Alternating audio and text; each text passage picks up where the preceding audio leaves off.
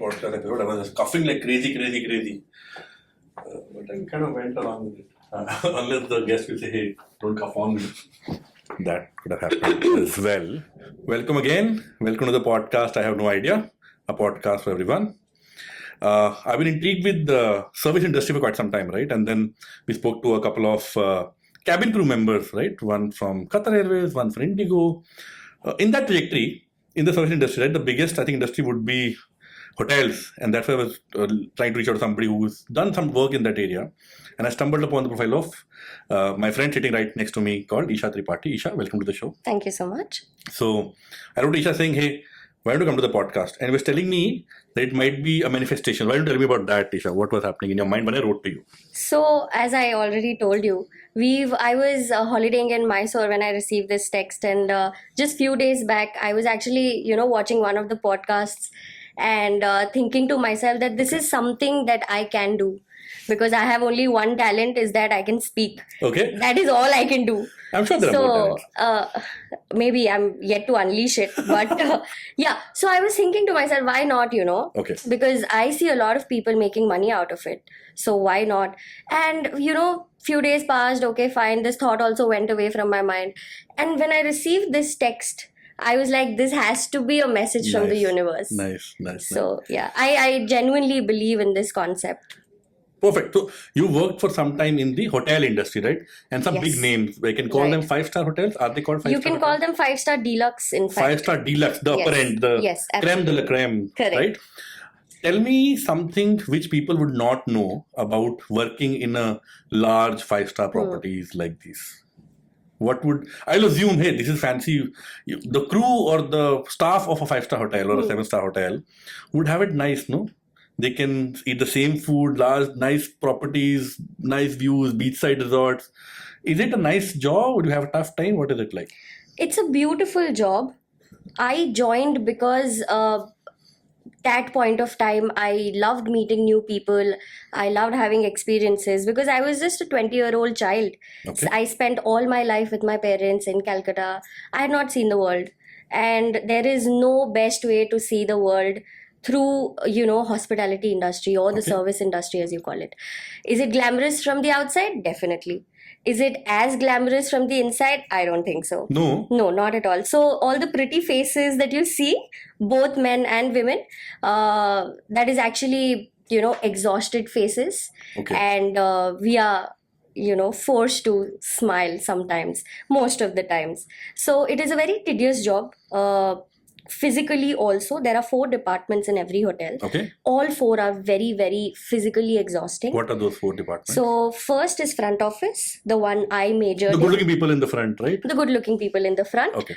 So that is that. Then there is housekeeping, who take care of the, upkeep of the hotel. Nobody wants to do the that? room. Sorry? Nobody wants to do that? There are a lot of people who, I don't know why they're interested, but they like to do that. Yeah. Are you interested in housekeeping? Not at all. Really. Okay. Yeah. Then there is service industry. There is food and beverage service. Oh, that's nice. That is one interesting, you get to meet a lot of people, know about food. And of course, there's the back end department, of culinary art. Okay. So the chefs, basically. So these are the 4 departments, and you name it, and they are extremely, extremely tedious. Where have your experience been largely in these 4 departments? So I majored in front office. Okay. I started off as a management trainee in front office. So yeah, then became. What do you do when you say front office? And I'll tell you what not me, I'll dissociate from it, so don't judge me. Absolutely. But people come in, you check in, people go out to check out. Right. That sounds easy, no? What do you Sounds do? very easy. Yeah. And as a guest also, it's like, so these people are just here to get a document signed, no? Yeah. What is so tough about their job? Break that myth. Tell me what's happening. So before a guest checks in and after a guest checks out is where our work begins. Okay. Our work is definitely check in and check out, definitely. But what happens before a guest checks in, when he checks in, during his stay and after he checks out is a whole... Why do you think there's a separate department for it? Yeah. Correct. Yeah. So there's a lot that goes into front office. I mean, it is not just people getting documents signed and verifying your IDs. So yeah. So when you say I work in front office, it's people, and then the first thing you do when you enter a hotel is meet the Right. front office, right? Right. What do you do to make an impression? So I will be correct if I say we are the face of the hotels. Yeah. Because, say for example, a guest checks in, irrespective of what my mood is or what I'm going through. Say for example, I do not smile and I'll be like, yes, how may I assist you? And same scenario if I be like, yes, how may I assist you, sir? It makes such a huge difference to me as well as the, guest who's checking in. We've all had good experiences as a guest in hotels and bad. Yeah. Right? So, yeah. But I've had mixed experiences, Isha, to be honest, right? I can't say I always stay in the kind of hotels you work for, because I'm a poor guy. But whenever I have got the opportunity, when the companies I work for kind of put me in these fancy hotels, I've had mixed experiences. There are people who smile and genuinely care about you've come as a guest. Right. There are people who smile and say the thing, but they don't mean it at all. They're reading a script. Correct. And there are people who don't care. You don't look up to you. They take their ID, sign it, and then move out, right? Absolutely. Why does it been such a big variation, right? Why do all people not get the same service for that matter? So, being ex-hotelier, I can definitely say training plays a very important role in this. The entire, aspect of being in front office is that you are hospitable. Okay, otherwise you please go into the What kitchen. is hospitable, Isha? What do you mean by hospitable, for example? I'll tell you why I'm asking this question. If somebody is good looking in the more notional, stereotypical sense, and they say, oh, welcome, that might be hospitable enough. Or what exactly is hospitable when you say? So, see, your hospitality... It's okay. What was that word? Hospitality? Hospitality. Yeah. Hey, you were in the industry, no? Yeah, sorry. We'll cut this out. Not at all. No, go ahead. So hospitality is something that you can't see with your naked eyes. You can only feel it from within. Okay. I might be good looking, or I might be, if I may say the word ugly, but that doesn't mean I can be ugly and be presentable also. And I can be, somebody who's not very attractive look-wise, and I can still put a smile on your face. But sorry, complete your point. Yeah. So that is what I mean when I say somebody is professional. Somebody has that, hospitality in them. As Indians, I feel we all have it in our blood. Yeah. It is Indians who came up with the concept of Atiti Devo Bhava. So why do a lot of people actually then, in your example you gave, right, of being hospitable versus being quote unquote stereotypically beautiful, right? A lot of front office in 5-star hotels actually are stereotypically beautiful as well. Do you think that the bias of in hiring as well? Oh, beautiful face, let me hire for front office. Average looking back office or HK or whatever else. Is there a bias? See, when I was, going through the campus recruitment and all, I don't know if the norms have changed now, but I'll tell you my times 100% that's the case. That's the case, yes. Right? If you are good looking, and I'll put it in better words, if you're presentable, you do have the brownie points. Yeah. There are some brands, which I'll not name, who will only recruit, tall,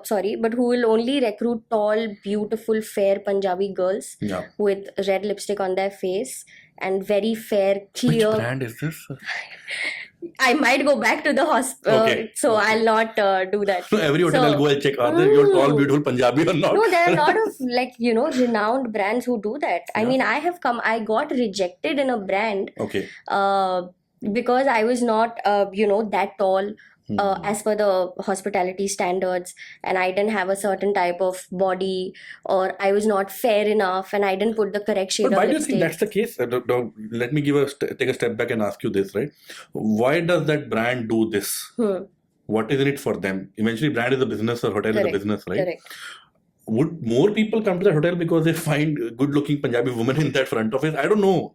You don't care, right? No, it's very little to do with the guests. It is more to do with what the brand wants as the face of the hotel. Okay. So, yeah. So one stereotype I've seen, I don't know, you tell me, since you've been in the hospitality world now, right? I have seen a lot of Northeast women in hospitality world. Correct. Why? Because they are extremely hardworking. Very hardworking. And, at least I'll take my example. I'm not somebody who works hard. I'm not somebody who would like to work Your hard. employer might see what you're saying. No? Okay, that's No. okay. Yeah, but I like to work smart. Yeah. I don't believe in the concept of hard work. I will work in the most productive way for 8-9 hours, but the same productivity, if you expect Yeah. me, if you give me a 14-15 hour shift, I'm not very Okay, sure. so one is They're extremely hardworking. hardworking and they don't complain. They are commendable people. They are, perfect for the hospitality industry. They are Yeah. hardworking. They are very soft spoken. There is never a scenario, if I remember in my 5+ years of experience, that Yeah. I've seen somebody snapping at a guest Oh, not or at all. breaking their this thing. Not at all. I also have another point, at least my hypothesis. You can tell me if it's true or not, because I've not worked in hospitality. But again, I think good-looking, fair-skinned women in India are rare, right? All of us Yeah. are brown-skinned. Indians are Correct. brown-skinned of various 100%, shades, right? 100%. And we should be proud of whatever shade we are in here. How does it matter? But that bias of, okay, where are the fairer women in India? You will see either, let's say, Punjabi women, for that matter, or Correct. Kashmiri women. And the other side of the spectrum, you'll see, Right. I think, Bengal onward, that side. Northeast quite Northeast, significantly, yeah, right. because of hilly terrain or whatever else, right? Mongolite East features India. will come in. Correct. That, I think, plays some role. Plus, obviously, they are very hardworking in terms of hiring. You can hire people of based on looks, but if they don't do hard work, then they'll Correct. leave very quickly. as well. Eventually, I think they've done a Yeah. good job of working. They really have hard. they have at least the people that I have met from that part of India, Yeah. if you're talking about, they have been, I'm still in touch with most of them. They are great people. They are very hardworking. They Yeah. don't care about how much work is getting imposed on them. They just accept it the way it is, and it is so beautiful. And you know what, the best part is they party as hard. Yeah, Yes, absolutely, they party as hard. nice. So they are great people. I Tell love me them. the flip side then. The mainland Indians, the not the northeast but mainland part of India, all of us, right? Are we not that hardworking? We are. Absolutely, we are. We are But lazy then people. we are lazy people. We want our nap time after lunch. Yeah. And we don't want to run around, showing a guest a room after lunch. We try to make our own Where excuses. did you grow up? You had no? Kolkata, right? Yes. Now I relate the afternoon lunch. Absolutely. Afternoon nap for sure. Absolutely. I You like said- my sweets and my afternoon nap. Tell me, since you worked in the industry, tell me, you said snapping at a customer, whatever, right? Tell me the worst experience you've had with a guest where you behaved in a way which normally would not be appropriate in a hospitality sector. You have some experience like that? Absolutely. Many? Many, yes.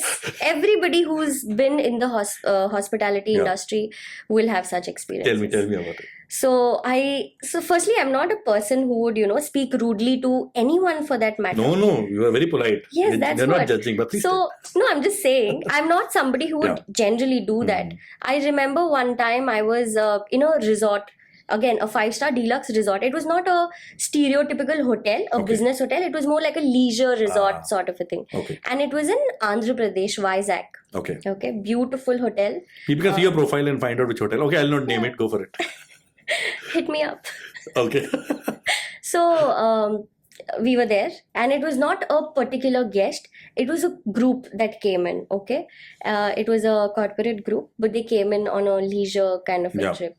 And as usual, being the resort setup, once a guest checks out, there's a lot that goes on, cleaning the room, this, that. Because in a typical business hotel, the housekeeping is fairly easy because, they have all their supplies here. In a resort setup, you have to run, to and fro and all of that. So the room takes time. So the group checked in. Room was not ready. We offered them that they could, of course, go have breakfast, enjoy the property and all. And the group chose to strip down in the lobby, keep their dirty, clothes on top of their luggage and go for a swim. Nice. And we were very patient. A group of men, is it? Yeah. That's the worst part, no? Okay. Yeah. I was just curious to know. So, yeah, group of men. Yeah. Shameless men, yeah. So they stripped down. I mean, not fully, but whatever Thank God they for could. that. Whatever they could with their socks and shoes and shirts and all that. And I don't mind that. I mean, of course, you're here to enjoy. Please do that. But then there is something that as front office we have to maintain, that is our ambience, the lobby ambience and all. And say, for example, I have another guest who checks in with the family and sees Yeah, that. you don't want to see naked men in the lobby. Correct. Also Hairy naked men. It's not Correct. something you want to wish to see when you check in a 5-star property. Yeah, me and my team, we discussed that. I'm like, okay, fine, just one time, let it go and all that. Because at the end of the day, we were on the heavier side because rooms were not ready. What could we say? Once happened, twice happened, the third man that stripped, Oh. I lost it. I'm like, sir, what are you doing? What are you trying to do? He's like, aapne kaha tha na swimming pool mein jana. I'm going. So taming a group of men or stags is always So what a happened? challenge. Do they wear their clothes back and sat like No, this? we told them, do whatever you want, strip near the poolside. Don't keep your dirty laundry here. I love the way you're saying strip and you're saying they changed into bathing suits and went to the... They were so excited, they literally stripped.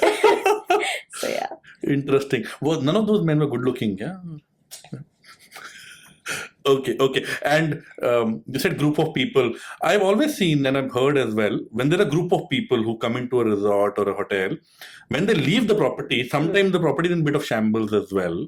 Have you such experience where people, when somebody checked out and the theft is there or some room is broken, something is broken? Have you seen that as well? Of course, that happens a lot with younger crowd, I would say. Of course. That is why the whole concept of there's a specific occupancy per room. If I allow in this setup, if I allow 10 people, of course there'll be some damages. I cannot blame a particular person. No, but there'll be rich people, right? I'm saying rich people, richer in massive richness, and who might say the whole hotel is blocked or the whole floor is blocked. Do you have experiences like that? Absolutely. If I may share one experience, I had this, a family who were into coal mining and into diamond business and all. Okay. And they chose... Tell me the name, no? I don't remember the name. Okay. I just know they were somebody from Nagpur. Okay. So, Nagpur rich, by the way. Okay. So, they came into the hotel. They booked the entire hotel, by the way. 106 rooms. The resort was sold out. And what was the occasion? It was a 70-year-old man's birthday. Nice. And how did he choose to, enter on his special event? There was we've seen in award functions, no, that moon-shaped stars land. He literally did that. Nice. We had to order a crane, pay them some 50,000 rupees as a, rent.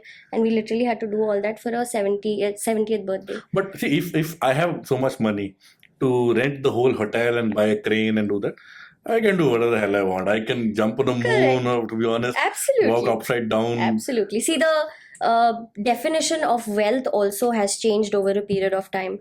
The definition of money or wealth for you is very different from my definition of wealth. What is your definition of wealth? My definition of wealth is not materialistic at all. If you ask me, what is wealth or how much wealth I want to be rich enough to buy a very small house. By small house, I don't mean a 1 BHK. I mean a small, comfortable house for myself and my family. Somewhere very, very far away from the main hustle bustle of the city. Grow my own vegetables. Wow. Have my own pets. I don't want servants, luxury car, nothing I want. I want to make my own food. I want to clean my own house, which is why I want a small house, by the way. So, small bungalow. Can you small put it like bungalow, that? yeah. 2-story small bungalow. 2-story bungalow is not small, Isha, at all. But okay. Modest aspirations. Yeah. And, grow my own vegetables, have a lot of dogs around, have both our parents, my parents and my in-laws. Basically have a very simple life, very comfortable life, travel wherever I want to. And by that, I don't mean, go Europe every month. Simple places, just whenever. Have you been to Europe? No, I've never been abroad. But if you want to go abroad, of course. What would your favorite destination be? I would love to go to Tanzania to start with. Oh, nice. Yeah, because I've seen like beautiful pictures of Tanzania. I saw the picture, not a picture actually, didn't share the story I heard of Ranbir Kapoor proposing to Alia. Masai Mara, right? Yeah. I heard that name from that story and I then googled where is it. Same. Yeah. I fall in love with that place. I really want to go there as well. Going back to hotels, do you guys judge when a person walks into a 5-star property, just the way they are behaving, they're talking, they're wearing a bunch of things, right? hey, this person doesn't deserve to be here, or where did this person get the money from? Oh, this company would have booked our hotel. Something like that. Do you judge? Yes, I plead guilty. Okay. 100%. And many a times we've been proven wrong also. You know, when we judged a person's attire and be like, oh no, he looks a little suspicious, let me inform security or something. And when we saw his profile, he ended up booking the most expensive room. So especially in South India, I don't think you can judge person by their attire, because they are again very simple when it comes to the exterior part of it. But they in North, on the contrary. North, on the contrary, is full out there. Yeah, they don't have any money, but they're showing off a lot. Okay, interesting. But have you had an experience where somebody came in and you treated them differently because of the way they look, and then they ended up being the real experience? You treat people differently because of how they appear, how they speak, in that sense? Sadly, yes, we do. And only so when a guest checks in, you don't directly check them in. That is, you know, one of the characteristic traits of a good front office personnel. You talk a little to them, you know. And once you do that, of course, maybe initially, you know, I started off a little, you know, distanced myself. But as and when the conversation flows, you of course get to know what kind of person, you know, Nobody speaks to me when I check in. Yeah, maybe I check in OYO rooms. No, so nobody talks to people in OYO room. But now OYO also is doing wonders. Yeah. Very interesting. Why I'm asking this question also is because I was in a Goa beach resort for a week. We stayed there, Goa Beach Resort. I do not name the resort again. Sure. But it was not the place you worked. Those are fancy, expensive resorts. Something cheaper than that, but nice, expansive. Decent. It's popular. Yeah. It's popular. That place. It's on the Morjim Beach, a private beach, and all that we had as well. I was staying for a week, so they knew me. They knew my name, everything they knew, because I was staying for a week, right? One lunch, me and my kid are sitting and we are trying to order lunch, and my wife is getting ready. We have to go somewhere after lunch, and this hotel resort, the restaurant of the hotel only, right? For about 15-20 minutes, I was just trying my level best to get the attention of the waiter. Ki boss, take my order. And every time I try to get the order attention of the person, something they will not look at me, or they look at me, they're going to move around. Then I realized, boss, what exactly is happening? There's a group of foreigners sitting next to me. And Morjim Beach, you know, is mostly Russian foreigners. You will mostly find there, right? Not a lot of Indians on Morjim Beach. So then I realized, boss, this is fairly biased here. And then there's a private hotel. It's not a corporate. So I actually called for the manager. The hotel owner only came. And then I spoke to him, what is nonsense and all that. I had a big argument with him. Eventually, he gave me one free cocktail and I was happy. Very shallow guest. But it was very obvious, the kind of bias as well. Have you seen, maybe not by you, but people being treated differently because of the way they appear, the way they talk? If I talk in English, you'll treat me slightly better. You'll give me a room upgrade, whatever else. Versus somebody local speaking Marathi, speaking Tamil, you might not be treated that well. No. That is not the case, thankfully. We do. The first impression, of course, we are taken back a little, but then that is not really our place. If we see there's a booking with us, then we have to see. That is the whole difference when you go to brands like 5-star deluxe and all. There's nothing extraordinary. If you see, nowadays so many boutique hotels are also doing wonderful rooms. Correct? Because initially, what was a hotel? Just bed and breakfast, no? Correct. So rooms, they were doing, they are still doing beautiful rooms even in smaller hotels. The only difference is the experience you get as a guest. The fair treatment, the equality that you see. That is all you'll only find when you go to brands who give value to the guests. Okay. So, have you seen in your experience hosting celebrities in your hotels as well? Yeah. What do they do? Many. Are they as fancy and as opulent as they seem to be, or they're regular people? So, tell me a celebrity story. I'll tell you about the Indian cricket team. Oh. Yeah, I've hosted the Indian cricket team. Let's name and shame. What is it? Oh, the whole team, is it? Yeah, the whole team. Crazy. I still remember it was India versus South Africa. Okay. And it happened in Vizag. And we hosted the team. And sadly, India lost. India lost. Okay. And but again, coming back to equality, of course, we were all supporting the Indian team, right? India lost. We still had to, organize a celebration for the South African team. Yeah. So we did a huge champagne opening and cake cutting and all of that. And so, we have to do that. But and any of the India team members were finicky, extra demanding, or how are they? Yeah. some of them are very like they have their personal chefs and all of Personal that. chef? Absolutely, they have their 2-3 people running behind them, basically an army running behind them. But again, there are some people who are so down to earth. You'll not feel like Name no. Which was down to earth, which was personal chef? So, for example, tell me. Mr. Dravid is very, very down to earth. Yeah. He's very down to Yeah, earth. that image also. Absolutely. MSD is very down to earth. Is he? Absolutely. Oh. He does not roam around with his personal chef and a stylist and all. He's a very simple guy. Hardik Pandya, he's the guy with the stylist and the chef and all that. I'm judging. Yeah. He's the guy. I could judge. 100%. Even Virat Kohli for that matter. Ah. Yeah. Virat Kohli, again, he's not arrogant. He just has his own boundary, which is Don't talk to a lot of acceptable. people. Yeah, acceptable. But if you politely go in the right time, ask him, talk to him or ask him for a photo and all, he's not somebody who would deny and be like, nothing. But of course. And then there are some people, so in resort setup, we usually have those buggies, as you call it, or electric vehicles and all. So I was in a sari driving the buggy with some of the Indian team members, behind You have a photo of that? No, actually. No, you didn't take a photo with the Not at all. I was so shy. Cricket teams take a photo, sell. No. Never. Okay. Firstly, we were not allowed. We were Who very, cares, very Isha, strict. No. I was a duty manager, no. I had to make sure nothing of that You happens. thought of taking a photo though. You didn't take it. No. No. You were shy then. I'm shy now also. Okay. Yeah. So, again, I'll not name, but this one cricketer comes up. He's like, "Can I please drive the buggy?" I said, "Sir, what are you saying? I'll be in trouble." Did you allow? He's like, "I had to." Why? I had to. I ask every hotel Huh. to allow drive me the buggy. Huh. They always say no because I'm not Virat Kohli. Maybe that's obviously. No, he was not Virat Kohli. Yeah. But Surya Kumar Yadav. No. No. He was Mr. Rishabh Pant. Oh, he's driving. The buggy with full length. He's really he's a very nice person. But his driving skills, you know what happened with he had a large accident, and sorry to say it's a very bad accident. I'm very happy. He played really well. He's back to the team. Really inspirational story of recovery. But last thing you should give Rishabh Pant is driving now. That was an electric buggy going straight. Nothing could have happened. So yeah, that was fun. Do people steal from 5-star hotels? Steal as in the normal toiletries and all. Yeah. But that's, I think you're allowed to take it. You're absolutely allowed to take it. I would actually like to break this myth. People who judge, people taking toiletries, you are paying for it, boss. And they're not going to use, they're going to throw it, right? They're going to throw it any which way. Yeah. So you might as well take it. If you want extra, call up the reception and take it. Take the towel, take the vase. No. No. Any asset that belongs to the hotel, please do not Have take people it. taken towels?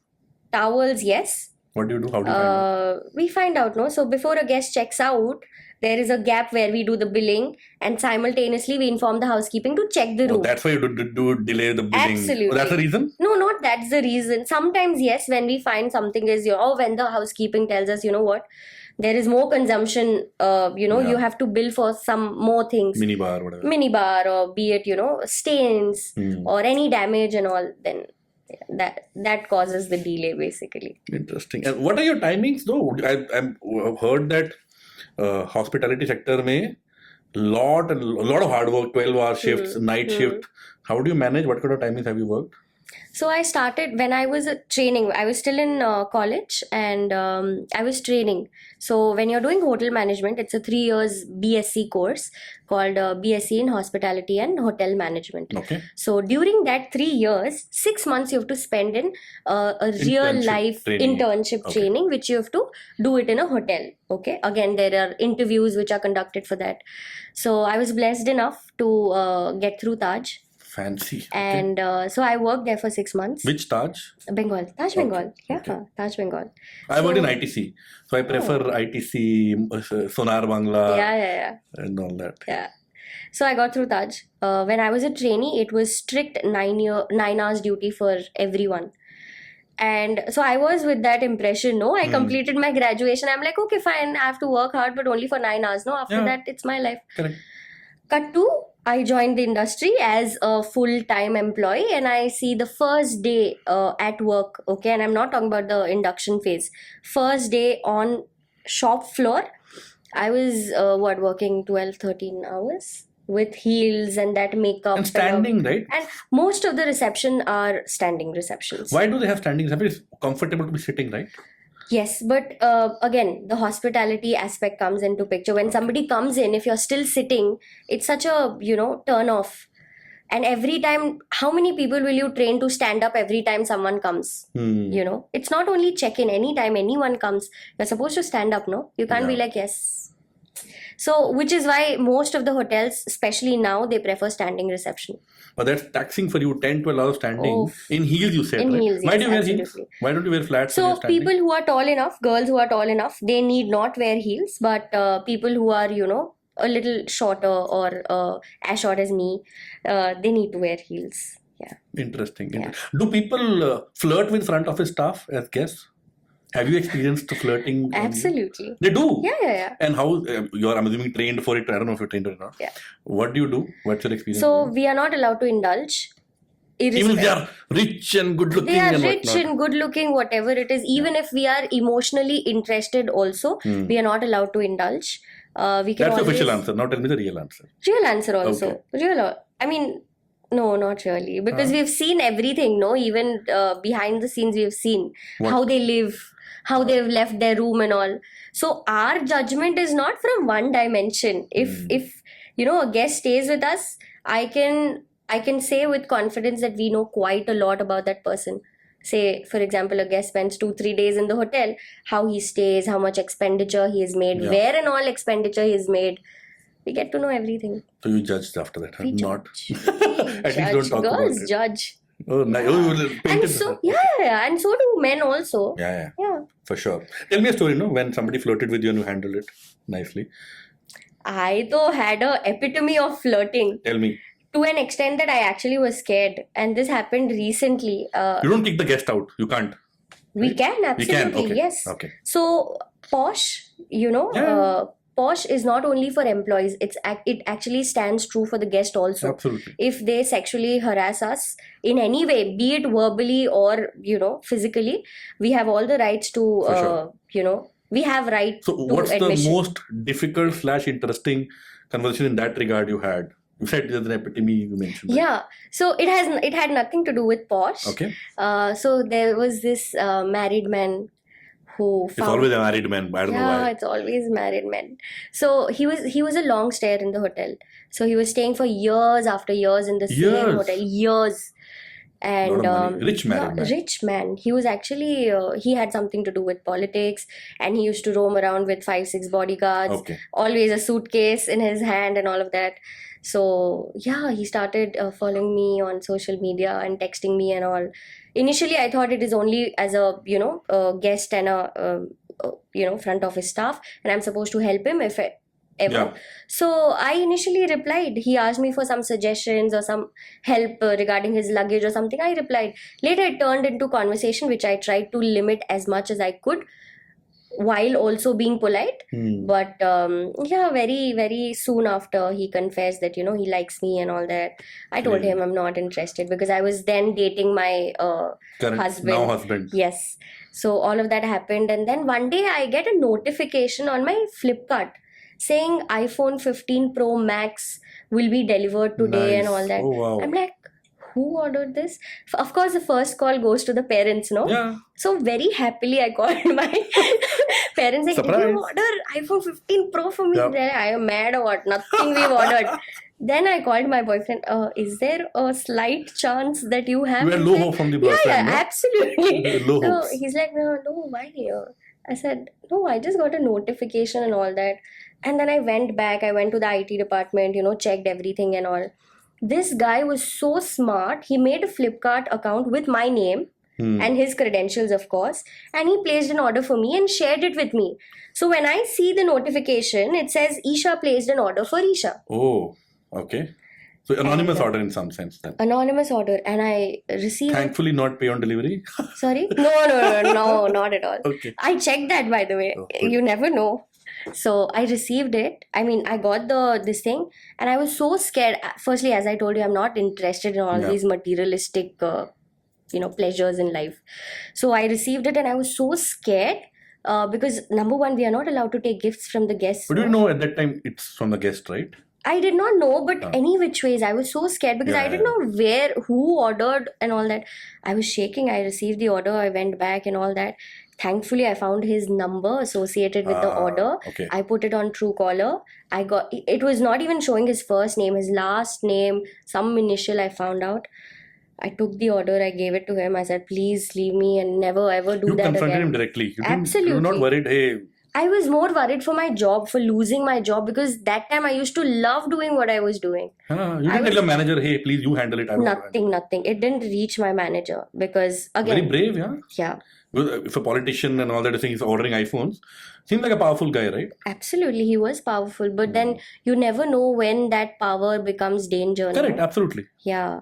So, especially that powerful that, you are having a suitcase of money and, so many bodyguards and all. Oh my God, I would prefer staying away from that. 100%. For sure. What kind of things people leave back when they check out? I have this anxiety when I'm checking out. Oh, I'll leave something. I've left chargers and whatnot. Thankfully, not something very... I've left passport. I was in Australia. I left my passport in the locker of a hotel room.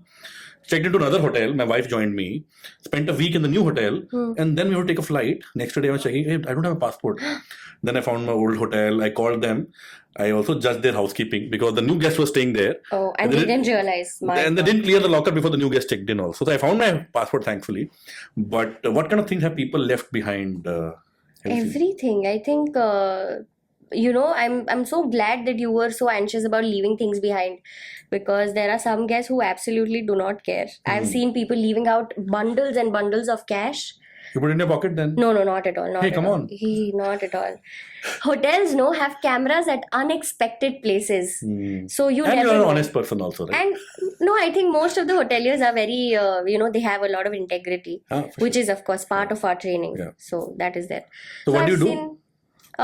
What we do is... You found cash in somebody's room? Correct. So what we do, say for example, we found anything valuable for that matter, jewelry, cash, phone, even a charger, we consider as valuable. Okay. Yeah. So we call the guest. If we can track back the guest, say for example, you've checked out today and I found that in your room, you'll get a call from our hotel. And we'll tell you that, this is, you've left it behind. How do you want to get it back? Please be informed that you will have to bear the courier charges. Yeah, that is something we say or come back and collect it. It'll be with us, safe, sound, in the lost and found department. So, yeah. Are you guys trained to handle emergencies as well of any kind? And have you handled any emergency of your own, or not of your own, but handling any emergency in your hotel? Could be somebody having a medical issue, somebody dying in a hotel, childbirth in the hotel, could be crazy things, right? Have you had something like that? So I've not seen childbirth. I've seen a death. Oh. And that was the first ever death that I have seen in my life. Oh, nothing Before in your family you've seen? No, nothing. Even now, if you say touchwood, by God's grace, I've not lost a loved one. So I can only, You've never seen a dead body beyond that? Never. So one time I was working in Goa. Very initial phase of my career, I was working in Goa. Again, a resort setup, huge resort setup, 210 rooms. We get a call from a room saying there's an emergency. So as a hotelier, when we hear emergency, we usually assume that somebody must have fallen or, resort hai to some bruises here, there, or maybe insect bites. This is the level of thinking, bandwidth that we have. So I go to the room thinking it's a normal emergency, and I see this lady lying, very old lady, lying on the bed, family members all around her, chanting some mantra. Oh, wow. And I enter that room and they were chanting so loudly. With all due respect, I felt scared. Yeah, I'm scared listening to this. Yeah, I felt scared because I did not know if that person is alive or dead, or what are these people doing around them. I was shocked, and it was involuntarily, but I had tears rolling down. I could not help. I'm so ashamed that I could not help them. I just stood there stunned with tears falling down. I'm shaking. I'm scared.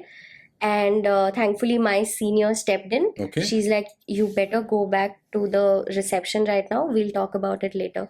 And she handled the situation beautifully. She called for an ambulance. She called for a doctor. Everything was taken care of. But the lady was dead. She was dead. What were they doing then, chanting this?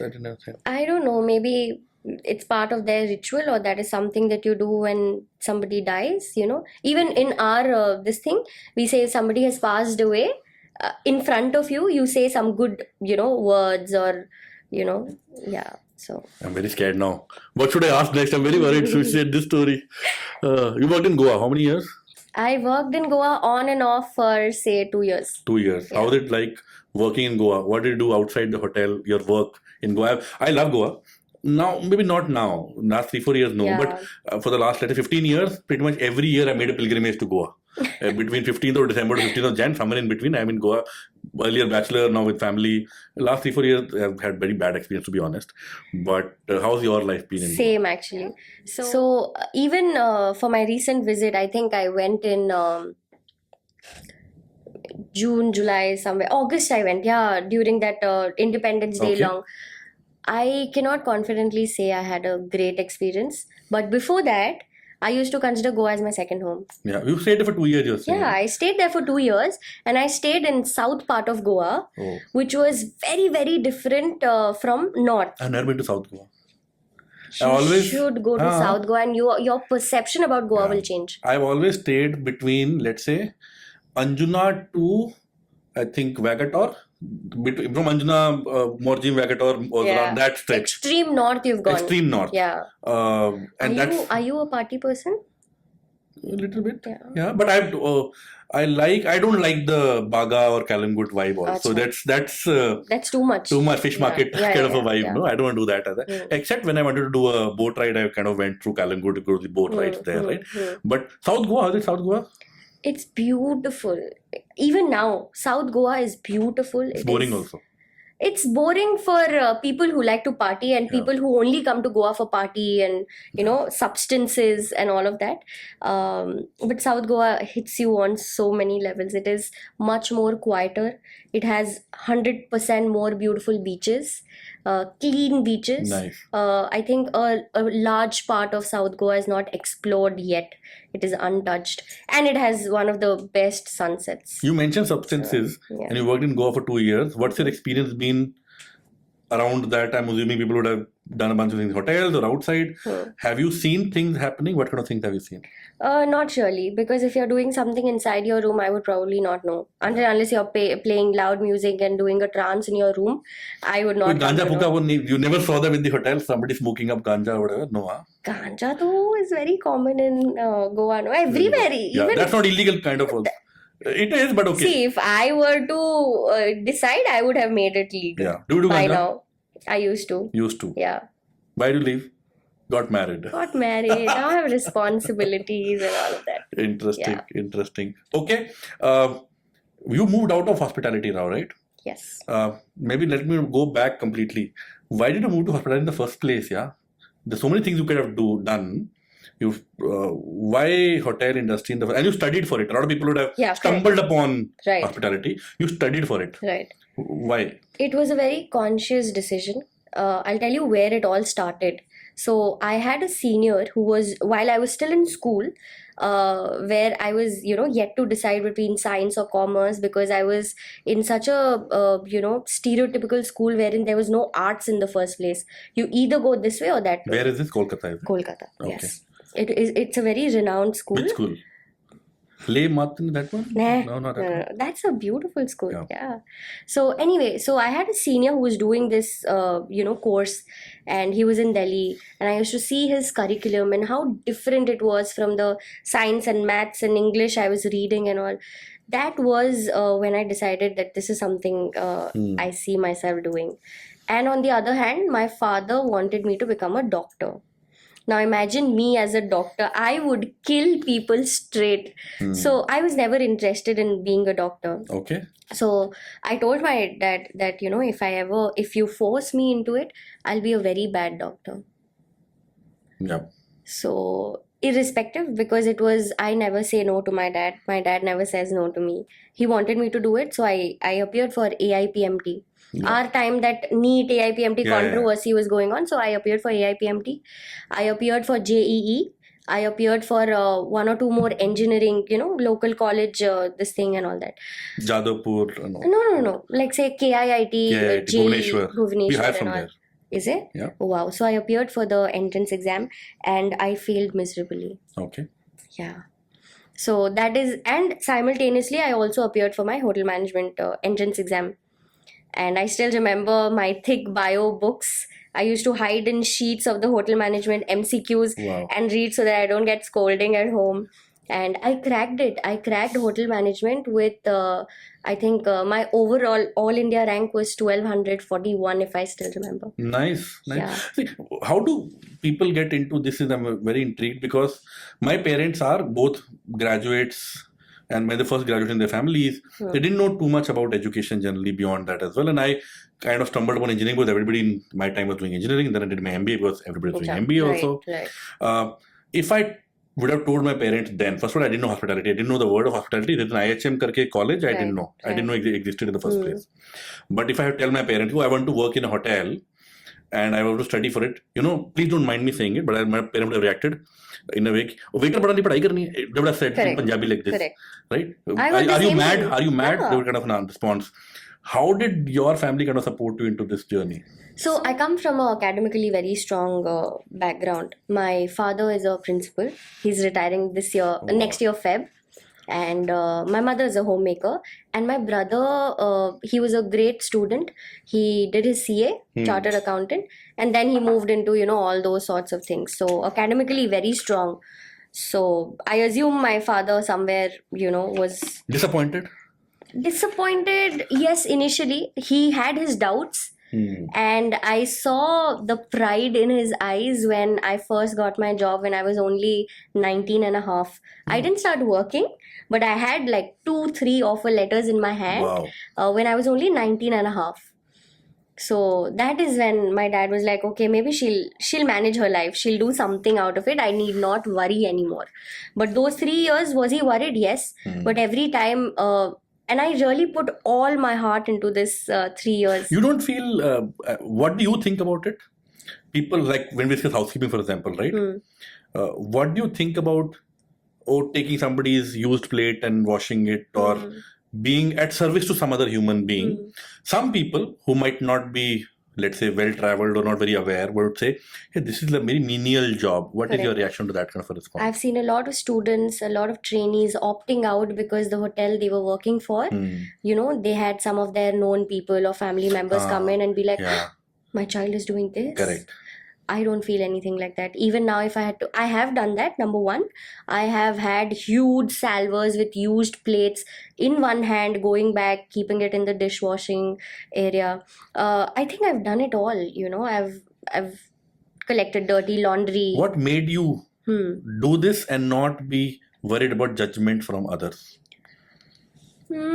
See, about judgment from others, I was never bothered from day one. Like, since the time I had consciousness, I never really bothered about that.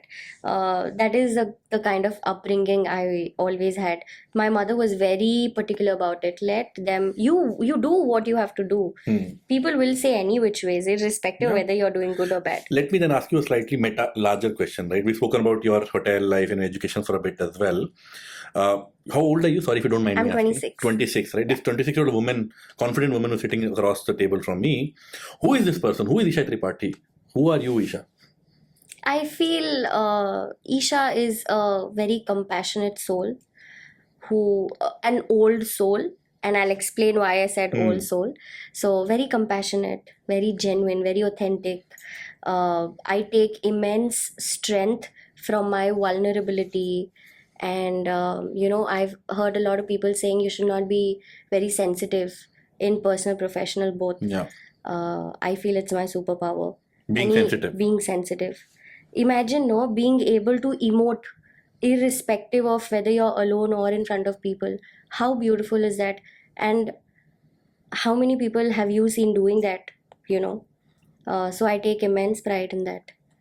So that is Isha. Do you cry often? Yes. I cry a lot, actually. When did you last cry? Why did you cry?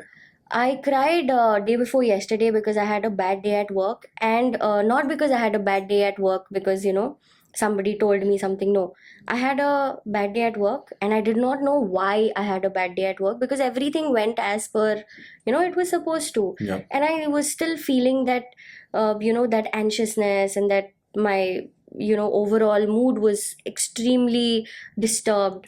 So I cried because I did not know the reason. Because again, Isha as a person is very self-aware and she likes knowing how she's feeling, how the other person is feeling. I like everything planned. I don't like surprises. I don't like, shocks. In my life, everything is planned, everything is decided. Have people told you, Isha, in the past, I'm not saying they're right, but have people told in the past that, hey, Isha, you're intimidating a bit. You're slightly intimidating to talk to. You're a bit more confident. The other person becomes slightly intimidated. Have you been told this? Yeah, especially by men. Yeah. Why do you think? Yeah. What's the issue here? Uh, You're confident, obviously, right? And sometimes men don't like confident women. Is that the issue? What is it? no, now they have started to. I've heard this a lot from my family, you will not believe. Saying, no, don't talk so much. Yeah. लड़कियां इतनी जोर से बात नहीं Yeah, करती. don't talk so much, not with this tone. Yeah. So it is sad that, I've never heard it from strangers or new people I Yeah. meet. I have often heard this from family, yes. Okay. You mentioned old soul, Yeah. Isha. Yeah. Why do you mention that? You're a 26-year-old woman. You're very young. Correct. Much younger than me for sure. Right? Why this old soul you mentioned? So, I'll tell you a concept of old soul and new soul. It has nothing to do with the body's age. I'm sure you've often met people, who are very, elder to you, or maybe, 40, 50, whatever age they are. Not young, not somebody you would categorize as young, but they behave very immaturely. Yeah. And Childlike. Very childlike, very immaturely. And over the period of time, you realize this is not pretense. It is who they are. Yeah. It's not because, they are trying to be something. It's just because they have a very young soul in their body. Okay. So the whole concept is a soul, just a hypothetical. Say, for example, a soul has 1,000 years. Okay. Soul has 1,000 years to live. Soul chooses various bodies. Okay, which is why in Isha Kriya, have you heard about Isha Kriya? I've heard about it, not done it. Okay. I've heard about so it. Isha Kriya says, I'm not this body, I'm not this mind. Yeah. So the soul chooses the body. This body is nothing. I mean, yes, I might be insecure about, some parts of my body or some things about my body, but at the end of the day, it's not my body. It's nothing. It's not my mind also. It's not this intellect also. It's just the consciousness, the soul. So sometimes when out of that 1,000 years, for example, for my soul, I'm the 50th life. Sure. Now a soul can spend 20 years with me, 30, 40, 100 years, not more than that, no? So a soul has to choose various bodies like that. So where do you learn all this? As I told you, I see a lot of podcasts and I'm very intrigued in occult sciences, okay? Oh, wow.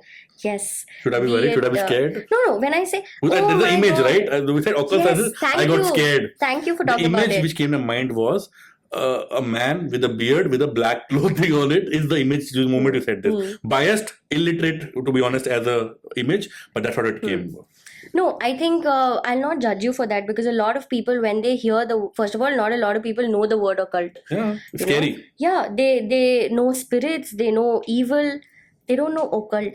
Do you know astrology is also an occult science? No, I don't believe in astrology also. Oh. I believe Correct. in none of this, to be honest, this astrology and numerology, any of those orgies. I have no So you're belief not in. someone. But I'm not judging. See, I'm curious to know. Let me put it this way. Today, Yeah. I don't believe in it because I've not been convinced enough. I Right. don't predict my future. I Correct, never say no. correct. I'm just curious to know. You mentioned you've learned about it in podcast. No. Tell me somewhat more about it. I have not studied or learned about it, but given a chance, that is something I would like to do, and I would do it with full passion. I told you, I'm not somebody who would work hard, right? And that comes with this thing that I don't feel I'm made to work in a corporate sector or any 9 to 5 job. Again, this is something very spiritual, I'll say. I don't know how many people will relate to it, but I feel I have a very higher purpose on this earth. Which is?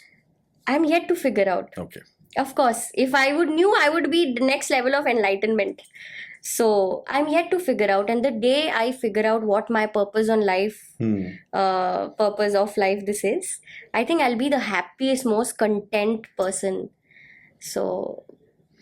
And what made you? Were you like this in terms of being very spiritual from childhood, or more recently you became like this, Isha? So, since beginning, I mean, since I was a child, we were very religious people, but we were not spiritual people.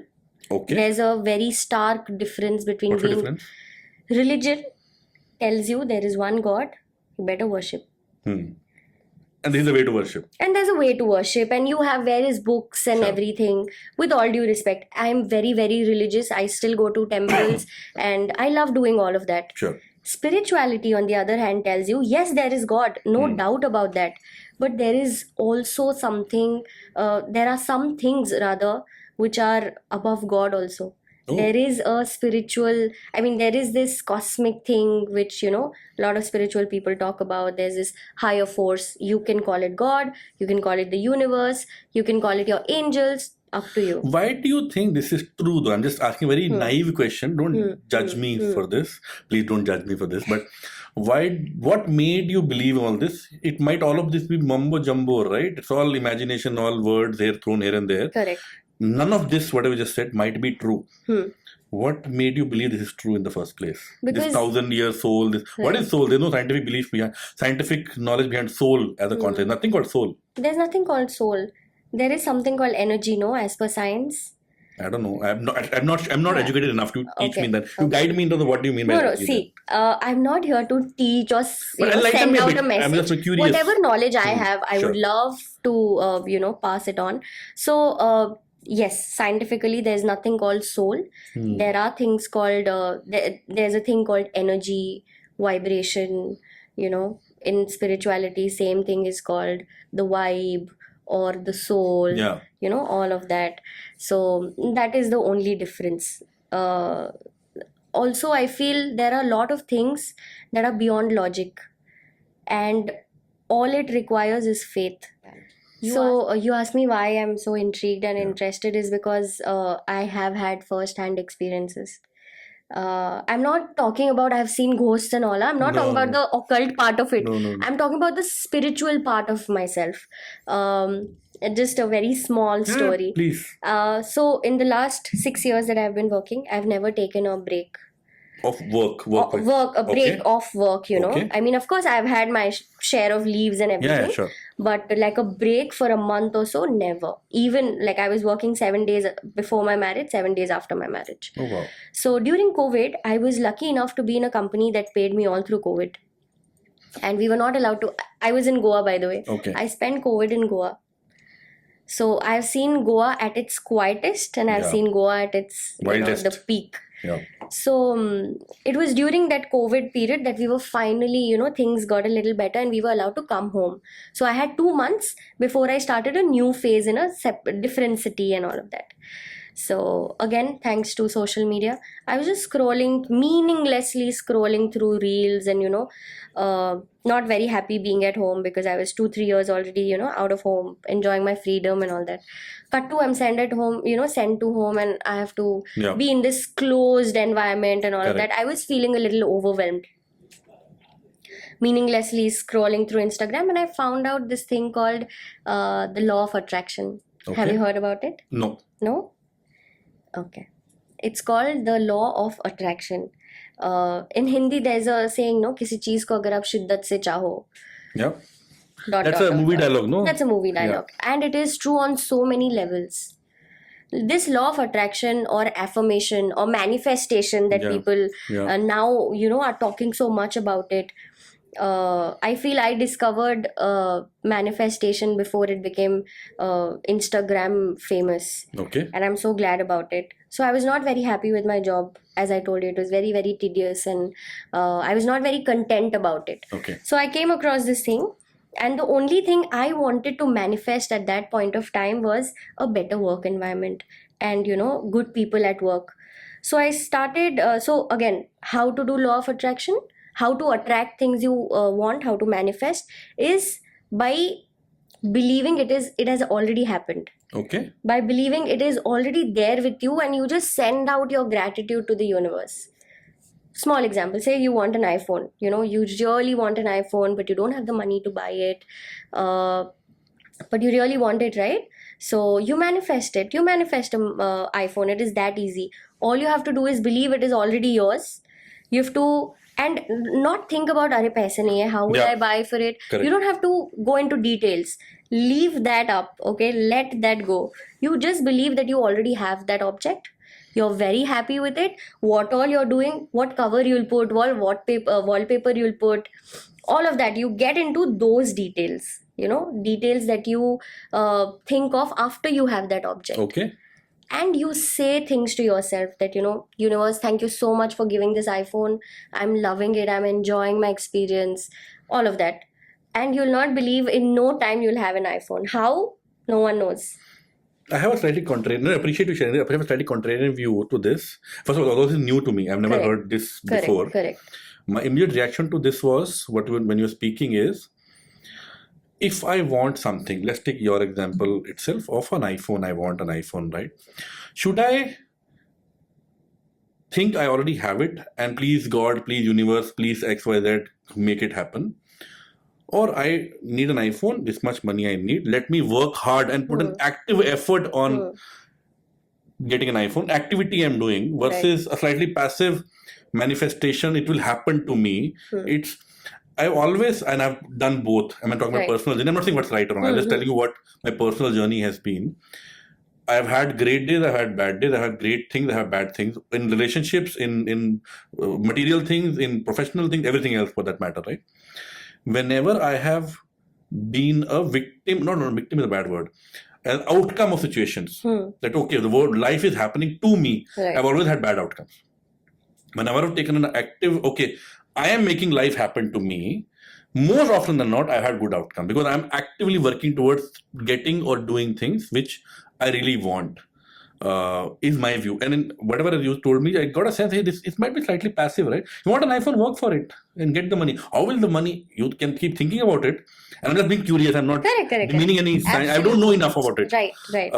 How will it happen? How will you get an iPhone if you don't work for it? The money will not fall on your lap, right? What's your reaction to that? So to put your whatever you said in simpler terms, if you want something, make a conscious effort for it. Correct. Now, law of attraction says it's not like, say, for example, I'm manifesting that I want to lose 10 kgs. And don't do anything. I can't sit at home, eat laddus and just write affirmations saying I have lost 10 kgs. Correct. That is not how it works. Of course, you have to put in the action that is required. You have to make a conscious decision that, okay, this is what I want, this is what I have to. But while doing that, a lot of people lose hope, no? Say, for example, coming back to the iPhone, you're saving up for the iPhone. Something or the other emergency will come. Or you might want to use that money for something else. You lose that interest in the process of saving up. Right. More often than not, something like this has happened to numerous people. So, you definitely, you continue with your saving up activity that you're doing, but also deep down have that belief that no matter what, I'm going to get it. When? I don't know. How? I don't know. Will I ever be able to save up that amount? I don't know. But will I have it? 110% I will have it.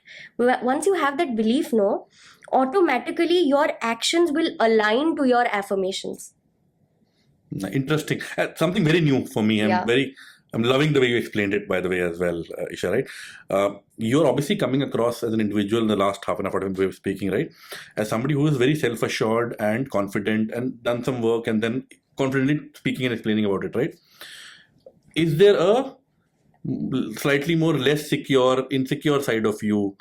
Something you are, adjectives would be ashamed, insecure, afraid. You don't want the world to know about you, or don't want the world to see about it, don't want to talk about it. What are those? Do you have something like that at all? Absolutely. What could be those? Again, I'm coming across as this confident person is a conscious decision. We were talking about the universe, no? Me coming here, agreeing to do this podcast. Of course, it's an opportunity because we've seen a lot of podcasts wherein people only talk to or address people who have already achieved greatness. What about the people who are making an effort to also be like those leaders? How inspiring it would be. Correct, no? So that was one of the biggest reasons why I said yes. The other reason was I wanted to step out of my comfort zone because people who know me would never believe that I am doing something like this because they know that I have such a thick boundary, a shell, Yeah. a bubble that I prefer not to be broken. Yeah. You know, I am correct. very, I'll not say antisocial, but I'm very selectively social. I'm not judgmental. Okay. I'm selectively social because I have my own set of, you know, anxieties and my own set of beliefs and all of that. So I try to limit myself. Do I want to go all out? Yes, at times. But again, it's a conscious effort to limit myself. It's not a quality. It's a drawback 110%. I am working on it. So yes, there are parts of me that are insecure Okay. about various things in life, and more often than not, I am not this confident person. No, you are confident not when you're confident in front of Yeah. X number of people. You are confident when you're confident alone. If I stand in front of the mirror and talk to myself, and I speak the same way that I'm talking to you, then I would confidently, Yep. you know, call myself, okay, I am this confident person. Such a beautiful thing you said, this one, right, Isha? I've noticed something, and I'll please don't mind me, and I want to ask this to you. Sure. And I've noticed this 2-3 times now. In our limited interaction before the podcast, actually, I asked you for a photograph of yours Yeah. for something I wanted to give you, right? Yeah. And then it was very obvious to me that, hey, this person is slightly conscious about looks. You just think, Right. hey, I'm not very photogenic. I want to pick a photo which something, Correct, right? So correct. that's one thing I noticed. Right. And the moment you walked in, right, you said, hey, I'm looking good or not, and then the moment you said, I don't want to use that F word, yeah, but you asked that question, Yeah. right? Of course. It's uncomfortable to talk about it, but I don't know how to put it correctly. You understand my question? Absolutely. Can I not ask it and you answer it? Absolutely. Okay, let's go for it. So, a lot of people are very conscious of their body image, you know. Even at my thinnest, I was still overweight as per society norms. Okay. But now when I look back, I am spellbound as to, wow, I mean, I can give up anything to go back to that shape. Okay. But sometimes it is not just that, no, it's not very easy. Otherwise, nobody would be obese on this earth. So, yeah, insecurities are always there. And talk about being, you know, conscious about how I look. It's not because, you know, I don't know you and all of that. Recently, I told you I was on a holiday with my husband. If I open my phone and show you my gallery, I can count the number of pictures that I have taken alone. Like, Okay. I'm not talking about selfies. Okay. I'm very confident about selfies because that does not show a lot of you, know. I'm talking about pictures. If somebody takes a picture of Full me, body picture of some full sort. body picture, firstly, I don't prefer that. I Okay. never let anyone take a full body picture of me. I myself don't ask people to take a picture of me, like a lot of girls. I don't do that. I would love to do that, but Why not? again, because I am not. I've seen the best version of myself, and this is not that. I am again working towards it every day. But do you think there's something wrong in you today, in the version you are today? When I say version, I'm talking about essentially weight we're talking about, Correct, essentially, right? What correct. else are we Yeah, talking yeah, about, right? Is there something wrong being a certain version of yourself? Every version is beautiful in some sense, right? So I'm saying, why do you? I see if it's health reason, I can understand. Hey, Yeah. everybody should be healthy. Correct, I am not healthy at all. correct. I am quote unquote also overweight in the BMI or whatever else. I should lose weight. I should be groomed, whatever, 100 things. But beyond a point, if somebody doesn't like the way I look, I give a damn, yeah. This is me. You like it, you don't like it, right? And I'm saying it, but obviously it affects me. I'm very insecure potentially as well. Why do you not take full body pictures? If you like it, you take it. That's the whole point. I don't like it. Because I've seen the best version of myself, no? In my head, Isha Tripathi looks like that. Why is Like- thin version of Isha a better version of Isha, as per you? Yeah, because I want to wear what other girls are wearing. I want to look good. You know, deep down, I want to fit into that societal version. Why? Why do you care? It's not about I don't feel beautiful. There are days when I must say, you are very beautiful, Isha ji. Thank you so much. But yes, there are days when I wake up, I see the mirror, and I'm like, wow. But again, there are days when I wake up and I'm like, what is wrong with you? There are days, and it's not about me trying to be thin. I have seen the thinnest of thin girls. Well, they're extremely insecure themselves. They are still insecure because they don't have, XYZ features. Nobody is happy the way they look. Yeah, I everybody have- wants correct. something or the other. Even, Bollywood actress or celebrities that we talk about, they have their own set of insecurities. For sure. Which is why, medically also we had to advance in so many levels. Oh, for sure. So I feel if somebody is confident in the way they look, hats off, go ahead, go girl. But if not, I mean, I don't belittle myself. Sure. Am I happy about how I look right now? Not really. But do I belittle myself and degrade myself and talk ill to myself about myself? No, I never do that. I must commend you the way you are speaking about it. This is very personal, right? Yeah, it is I was very actually worried asking this question in the first place.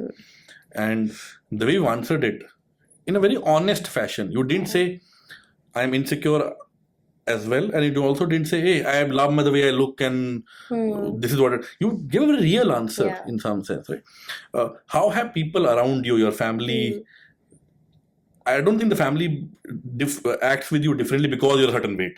It doesn't matter to them, I'm hoping as well. It does. It does? Not your immediate family. Okay. Definitely not your immediate family. I can be 130 kilos and my mother would still love me.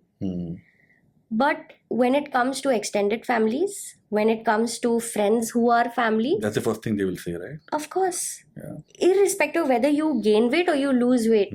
It's not a very nice thing to tell somebody that, Arey, you've gained so much weight, you look good. Or, Arey, you've gained so much weight, Yeah. It's not a very good thing to say.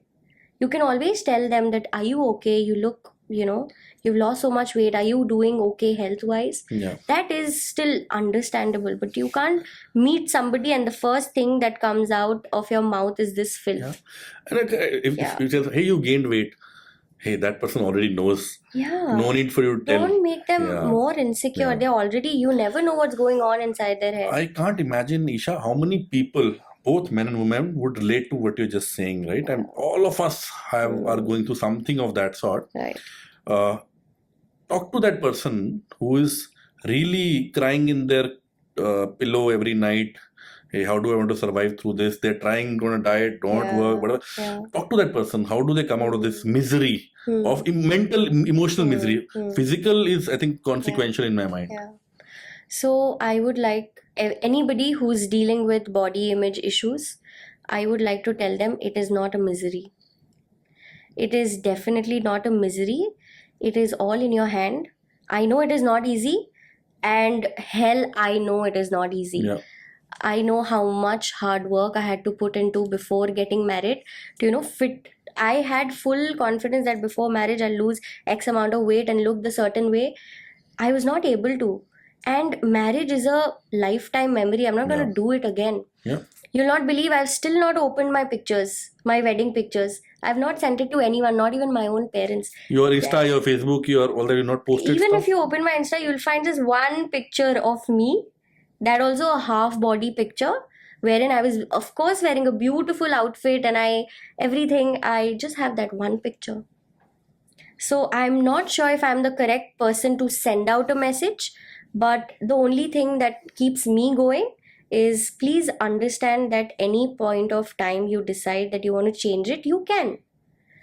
That willpower is not very easy. I understand that determination is not very easy, but there will come a point where you will decide, okay, this is the day. From tomorrow, I'm going to transform, and you will transform. I'm sure anybody who decides to transform will transform. If you are, overweight or underweight due to health issues, please get the right medication, take care of yourself, and don't judge yourself if you're having medical issues. I've seen a lot of people gain weight because of a lot of issues like PCOS, PCOD and all.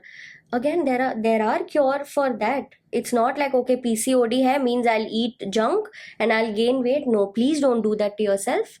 Take care of yourself. If you decide any point of time you want to transform, please believe in yourself that you can transform. Now, a lot of people would be like, okay, so why have you not transformed? Because I, as a person, I have very, little willpower. Still working on it. So as and when I decide I want to transform, I will transform. So Willpower, I can't comment. yeah. But honesty and transparency you have in loads. To say on camera, I don't have willpower itself is a very courageous and open thing to kind of say, right? To really appreciate that. Let's change topics then. Yes. Isha ji.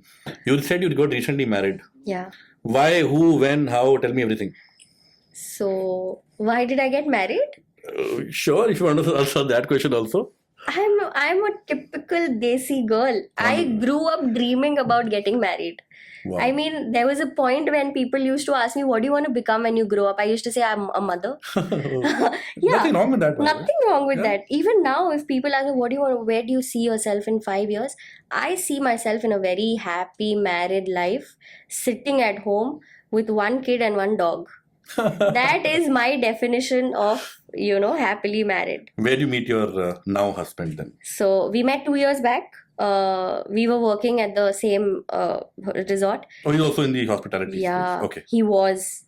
We both left at the same time. Nice. So he was my boss's boss. Yeah, he was my boss's boss. Catch kiya hai aapne Isha ji. Big catch, big catch. Oh, nice. I'm sorry, joking. No, absolutely. I've heard this a lot. Oh, you're a gold digger. Nothing. I like to earn my own money. Yeah. Firstly, I'm not somebody who like spends and shops and makeup, shake up, nothing. I earn my own money. If I want to buy something, I buy that with my own money. Me and my husband, we both believe in, of course, we are working towards one goal, which I told you, small house, grow own vegetables and all. That is the end goal. End goal is not 100 crores. Yeah, so I'm not saying gold digger and all. I didn't want to mean that. But No, I'm I'm just certainly saying judging your husband. Huh? Hey, somebody joined in my team. Skip level, I'm the manager. Oh, let me date her and marry her. Hey, he's a creep, huh? No? No. See, firstly, he was from a different department. Thank God for that. And and I was joking only, I'm sure. All of this is not true. No, this is something very genuine. Yeah. And we both genuinely connected. And I told you I'm still very selectively social. So for me to connect to someone is a different level of connection only. Yeah. So we met at the resort. We met at my department's party because my boss and my husband were friends back then. Okay. So in the department party, I just saw my boss getting bored and all. And it was such a sad this thing. No, department party, boss only is getting bored. Nice. So we had to call my husband and tell him that, you know what, your friend is getting bored. Why don't you join us? And he is always the star of the party. Wherever he goes, he has that charm, that energy in him. Wherever he goes, he's the one with the most energy. And that never fades. After work, after 3 hours of party, he has the same amount of energy. I don't know where it comes from, what I'm feeding him, but it is there. It's great, Isha ji. I wish someday my wife talks about me like this. I'm sure she does. No, she talks about me a lot. But none of these words what you just used. There are other kind of words which are not appropriate for people ask me, what do your wife call you? She called me idiot. So that's my nickname. Probably I'll say the same thing after 10 years. No, I just got married. So all good things. No, I wish you never call your husband an idiot. Even if he is, you don't call him that as well. No, cool. But you married, you are from UP, you said, staying in Calcutta. Yes. And your husband, where in Chennai then? So we got married after moving to Chennai. Okay. We were working in this resort together. We were very happy. He's not a North Indian. He's not a North Indian. However, he's a proper Tambram, born and brought up in Delhi. Oh, interesting mix. Yes. Oh. So it is a cultural mix. Trust me. Wow. The best of both worlds. Best of both worlds. And you'll not believe the first time my typical UP Brahmin parents went to their house, to see the boy and the house and all. Yep. They were very sweet. And my in-laws are very sweet and they didn't want any kind of show-off, pretense, nothing.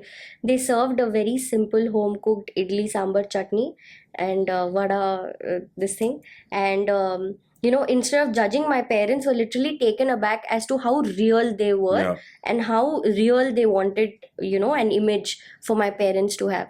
So that is one of the turning points where my mother was like, you go ahead. How long have you been married now, Isha? 7 months now. You have to think about it. Yeah, 7 months now. How's the married life? You said I'll ask a cheeky question. You answer it the way you want to answer it. You said your in-laws were very nice and real before marriage. How is the relationship with your in-laws now, Isha? It's beautiful. And because I'm Good young, answer. because I'm young, Yeah. they often treat me like their own child. And I actually, again, make an effort to be more childish in front of them just to make them feel good. Okay. So they love me and they can't stop talking about me. Good things, huh? They go back, call my parents, and they often tell them that, I spent time with her. She Nice. cooked this, she cooked that. She was so wonderful and all. And my parents are never somebody who, appreciates me in person, but I'm sure deep down they are very proud of me. Absolutely. So- Absolutely. And how is married life? The last 7 months versus difference basically between first 25 years of your life and the last 7 months, Isha. Oh, there's a stark difference. What is it? People The good, bad, often and the say, ugly. Tell me everything. hey, there's no ugly in 7 There is, months. I'm sure. No. No, It's you want to just share a that, room with somebody, don't like it. Yeah, that is took some one time thing, to yeah, adjust with that. Yeah. But I was always okay with sharing the room with him rather than some other hostel girls. So that way I was okay. Yeah.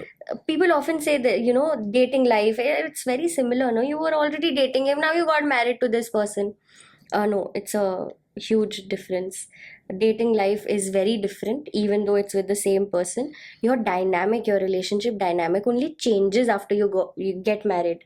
Earlier, of course, there's care always. If you love a person, there's care. But after getting married, the amount of care that I have for this person and the amount of care that Yeah. we do for each other is next level. I mean, my only prayer to the universe is to give him a long, healthy, peaceful life. So that one manifesto should come true. Absolutely, for it sure, will. I am absolutely. 100% sure. So it is very different. Of course, there's added responsibility, but good for me. I don't have to stay. I mean, I don't stay with my in-laws. Good for So, you. yeah, good for me. Yeah. I don't stay with my in-laws. So it's easier for me, I would say. Okay. But I wouldn't mind staying with them also. But responsibility, yes, because Good cover up.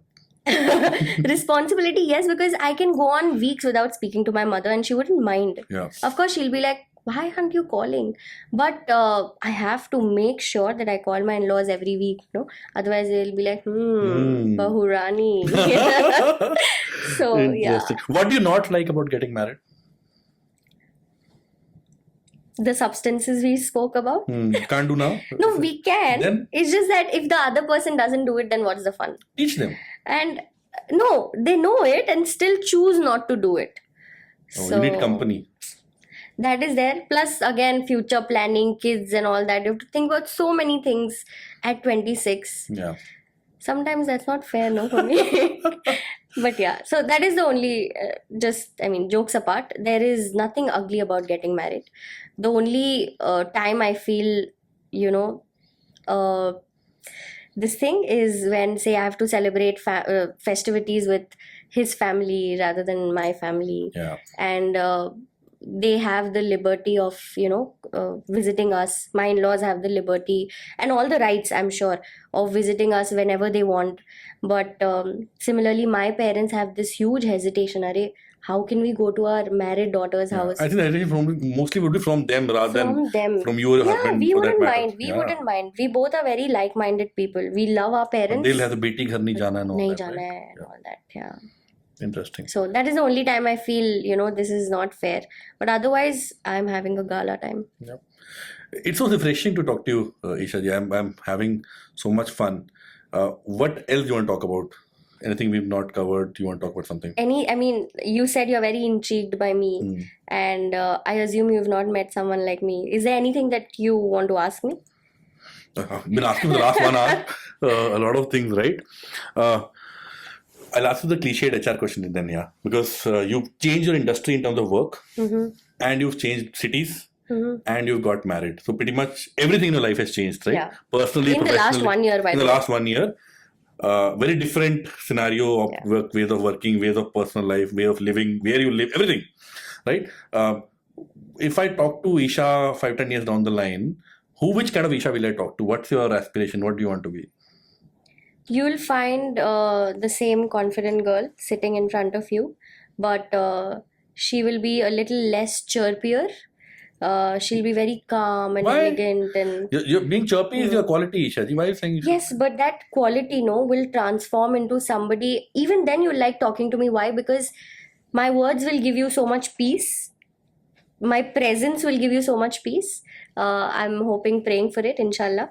So that is where I see myself 5 years or 10 years down the line. Yeah. I'll say something very shallow. Huh? You want to start. The word is godman, right? What is the female version of a godman? A godwoman? And you want to start an Insta or a YouTube channel where pravachan, you don't do that? No, I don't want to preach, but I'm not saying in a demeaning, I'm saying positively only. correct. I don't want to, talk about this is what it is. I have lived my life this way. You also please do it. No, that is not something I want to do. When I say I want to heal people, I want to know where they are coming from. Deep down, everybody has a passion. Yep. I don't have a hobby. I don't have a passion. I am still figuring out what the call for my soul. I'm yet to receive it.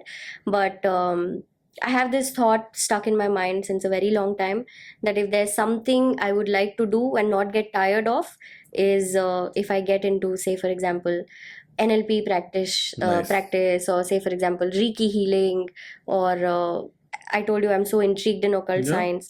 So yeah, I would love to. I'm actually kind of looking for a guru to get me through all this, genuinely help me. Yeah. But the people I've come across are scamsters, often very money-minded. Now, say, for example, if I want to learn Reiki healing. Reiki healing is a very simple, short course. You'll probably take 6 to 8 classes. Would you pay 1 lakh for it? Not at all. Same. There are very few things in this world I'll pay 1 lakh for, independent of whatever it is. Honestly. Yeah. So it's very difficult to find somebody to guide you in this field.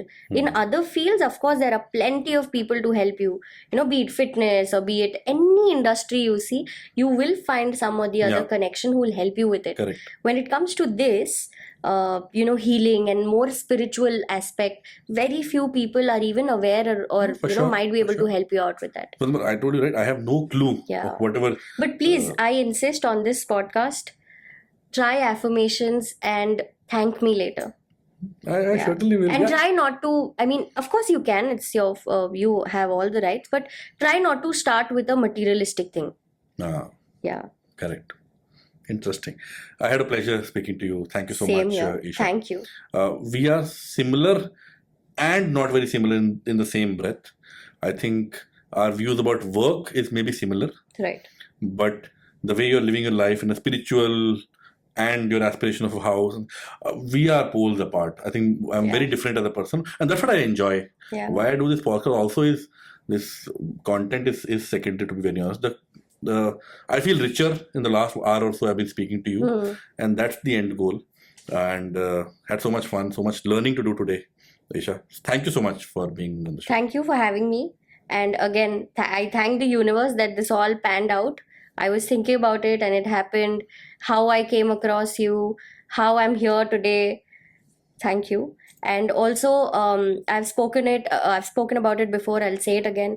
Thank you for doing a podcast with people who are making an effort to be like the leaders we look upon. Because everybody only wants to address and speak about people who have achieved great heights. Nobody wants to speak about people who are maybe one day they will be the leaders that we are talking about today now. So thank you for doing that. Thank you so much. One quick thing you mentioned, right? Why I do this podcast in a simplistic language, and that's something I've evolved. I don't think I knew why I do the podcast day one. But over time, I'm very clear now why I do this podcast. Every story is worth being told. Yeah. And every story is inspiration. Yeah. This who is a leader, who is a not, is very superficial in my view. Every story is lots to learn from, and we need opportunities and avenues to. Every individual wants to be heard. Absolutely. And if you're giving that chance to people, trust me, you are getting a lot of good karma. So. Thank you, Isha. Thank you so much. Glad.